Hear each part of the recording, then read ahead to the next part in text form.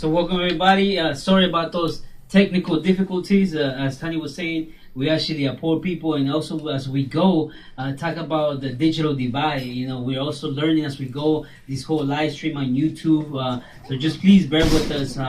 Again, we spoke a little bit about what Poor Magazine is. We also did a little introductions. And again, just welcome back. And we're going to keep doing that. We're going to keep doing our bios, which is a short introduction of who we have in the room and something about your struggle or something about your privilege. And I don't know if people can help me, remind me who was next. I believe it was Peter or the people who just came in. Wale and Queen Nandi. Okay, cool. There's two people who just came in. Powerful people, too, that I think that they will speak for themselves. Just introducing yourself. Hi, I'm Sister Omawale from Berkeley and director of the Civic Action Coalition.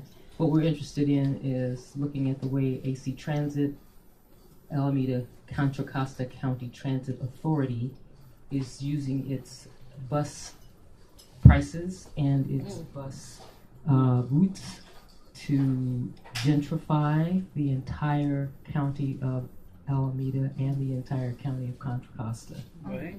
So I had gone to the meeting August 4th in El Cerrito for the board, and I had a couple of issues that I needed to raise with them, and one of them was the fact that they just raised fares again for the second or third time, and it wasn't the other fare raises that they did were not direct fare raises. They were indirect by cutting routes in half. And I wanted to talk about that tonight because that not only makes you have to pay twice for the same route, but it also cuts off certain neighborhoods from other neighborhoods. And we're going to come back to you. Yeah, I'll come back to me later. Right Thanks. on. Okay. We're not there. We're not there in the house. Just introduce yourself, babe. That's it, Queen Nandi, that's it? And just pass the mic? Yeah, and then you're going to be on camera. Now, I want to. My name is Queen. Before you go, I wanted to tell people a little filmmaker's trick. It's really important. If you do this to a person who's backlit, then they're too dark. But you can do this. Yeah, don't show all of my body neither. I don't want to look like a cute little potato. You look like I just see your face. But that makes the person brighter as soon as you go to a higher angle. Yeah. This makes it darker. So when the light's behind a person, you can do that. Go to a higher angle. As soon as it does that, then you can see the person's face a lot better. Queen Nandi, sorry for the interruption. Please go ahead. That's okay. Thank you for the information. We need that. I'm Queen Nandi. Actually, born and raised in Frisco. Every day is a struggle to stay alive. I'm a single mama of 5 right now, technically by law. No car. And they raised the bus fares on us too to $2.75, and I got pinched by a bus piggy, but I put God and Jesus to the equation. He didn't give me no ticket. But what I did, since I had to take these girls to school now and I got to catch a bus, I exercised my right. By law, I'm disabled, so I'm paying disabled price. I'm not paying that $2.75. I'm paying disabled price, and I push that. Now let them bus drivers know, but I see it. But, what about the other mothers? Because, I see a lot of kids sneaking on the bus and stuff. But what about the other mothers instead of take their kids to school? But anyway, that's my struggle, man. I'm just a soldier alone. Just a rose that's just run from concrete. And I'm just this rose alone. I don't come in a bunch. I don't come in a dozen or nothing. I'm just trying to hang on by a thread. And every day that I wake up in the morning, I thank God and I ain't lost my mind because I'm holding on to that by a thread, too. Get more. Right. So we're gonna ask. I don't know. Is Ahmed ready to come in? But we're gonna switch it over to our special guests and folks who have presentations. We have Ahmed, and then we have Suki. And I wanted to go back to Omawale. Is there anybody else specifically who had a presentation they wanted to speak on tonight, or fresh news? I got fresh news. Okay. And Chris, did you have one too? Okay. All right, so let me turn the mic over to Ahmed, and again, just reintroduce yourself, talk about 5 minutes, look for my hand signal, I'll say 5, and then we'll open it up to questions. Okay, thanks for being here. Thank you very much. Again, my name is Ahmed Salah. and I live in exile here in the city of San Francisco, as I can no longer go to my country, where I am accused of treason for overthrowing the regime of Hosni Mubarak in 2011. I have mentioned that I led the first youth movement against the Mubarak regime, and I was the strategist of the second movement that came after that, and then after that there were a few other movements that started by a few other people, but the 2011 revolution came with the planning that I have made since 2008. Since 2008, I have had a plan for a revolution in 2011, and this had come out in WikiLeaks cables that leaked, of course, as we all know, by Chelsea Manning and Assange, and that had documented this kind of planning and work, which was underground, of course, because I didn't want the Egyptian regime to know about it. So I tried to hide the work that I was doing as much as I could, but at the same time, I have even come here to the United States several times, about a dozen times, to Washington, D.C. in order to talk with officials about the dangers of keeping on supporting oppressive regimes, particularly the one of Hosni Mubarak, and that this would lead to no good for anyone to be enemy of the Egyptian people. And I think I had some success. It was only a few, but the rest, of course, So I luckily have, or I don't know how to say it, like luckily or unluckily, but I am here in San Francisco, and I wish to share my experience, the lessons that I have learned. I have learned the hard way through trial and error, so failures and successes, this is how I learned. I put everything in my memoir, which is online, on Amazon.com, and it's called "You Are Under Arrest for Masterminding the Egyptian Revolution." The reason for the name is that because I was arrested on the day of the revolution, and my charges were that I was under arrest for masterminding the attempt to overthrow the regime, because that was just the first day of the revolution, of course, on January 25th, 2011. The revolution in Egypt was not an online revolution in any way. Most Egyptians have absolutely no access to internet to start with. And those few who would just use it for maybe talking with their relatives, working abroad, or very limited things like that.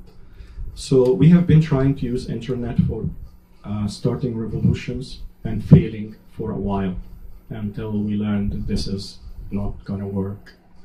And we had to focus on how to do things for real. And I don't have enough time here to actually explain the whole thing, but what I would like to do is to tell you the importance of building up wide, loose coalitions where there is nobody that is in charge, where you don't make decisions by consensus, where every group is free to do what they want within the same parameters that we established. And actually, this is why the Egyptian revolution succeeded in ousting Mubarak, because we made sure that it was a leaderless revolution made by various small groups that are united by our goals and targets, as we would say that our leaders are our ideals and our goals. Those were our leaders. No other person is. Anybody that comes and join us for those goals, they are welcome. When they deviate, they go do their own thing. It's fine. They would fail because they don't have our support. And this was the way things had gone. There was no one head within the revolution itself. Like I said, I only did the plan. And I went around various parts in the north of Egypt where I gave the crash course on how to prepare and how to do on the day of the revolution, in the days prior to the revolution. And this is the only geographical area where the Egyptian revolution started on the first day. which shows that it was my work. It was an internet. If it was internet, it would have been sporadic in various parts, not in the one area I traveled through. I gave the training and I prepared the people. And the Egyptian revolution had succeeded in ousting 3 regimes. One was that of Hosni Mubarak, 3 decades dictator with 1.7 million soldiers in the police for the people, not for criminals, because we were the enemy. 500,000 others in the military to protect that regime. And we used the power of non-violence, the numbers of the people, into creating that change. That happened. That was followed by the military, who used chemical weapons against protesters, killing thousands, giving me injuries that I still suffer. We went on against them until we exposed them in front of the people. We managed to bring about enough numbers that made it impossible for them to remain in power, so they had to accept an agreement forged by the United States to give the political power to the Islamists during this time, which we didn't accept. Islamists are not as Muslims. They are like the, the white supremacists here. They are like those, people who would use religion to cover their political agenda. So we Muslims, for example, we Muslims do not consider ourselves Islamists in general. Only a tiny fraction, of course, would take that ideology. So we started working again. I did that from exile, from here with my organization in Egypt, until we ousted Morsi, that Islamist fascist dictator. But now, unfortunately, we fell in the hands of the military in the worst possible way. The revolution still goes on in Egypt, despite of death sentences that would be issued in a court, maybe 2,000 death sentences in 2 days, as we have seen the world records in making executions, as a matter of fact, in Egypt, putting scores in prisons. Most of my friends and colleagues are either serving jail sentences in prisons or have been killed or injured, serious injuries without much help. I am open to answering any questions and to get into any discussions about the use of non-violence, because that was a non-violent revolution. That's why it succeeded. If we had used any violence, that would have given the regime the excuse to really use much harsher weapons and really kill us all. But we succeeded because we maintained non-violence. We maintained a good message for everyone that we want freedom and rights and equality for every single person. Thank you. Beautiful. And just one thing. Can I just say really quickly, though, can you say the name of your book before your questions? The name of the book that you can check out on Amazon.com and see, if you would be interested in, it's called You Are Under Arrest for Masterminding the Egyptian Revolution, a memoir. Okay. Thank you. So who has a question? If anybody, Ahmed, okay. I got one question. I heard that your medical staff was beaten in the hospitals. Even killed. Doctors were murdered while treating patients by military and police in several occasions that are documented with pictures even of the bodies. I saw the pictures. While I'm holding the mic for you, can you tell people what a hand and a fist is and why that's a term? I'll hold the mic so you can make the hand sign. Well, it's actually a term that we use about being in prisons in Egypt, because in prisons in Egypt all you get is the floor in very condensed cells with very bad ventilation, and the only space you have that they give you is what we call a palm and a fist. This is your space on the ground. That's all. It's like totally a sardine can, for real. Imagine people when all the space that you have would allow you to be hot, like on your side, laying on the floor. You can't even lay with your back. You don't have that space. Just you can correct me if I'm wrong, but was in a park from the beginning involved a park or some kind of where people gather, where they would want to build a mall, that people would disagree, and maybe got to. Oh, what was the thing that sparked the Egyptian revolution? That's what.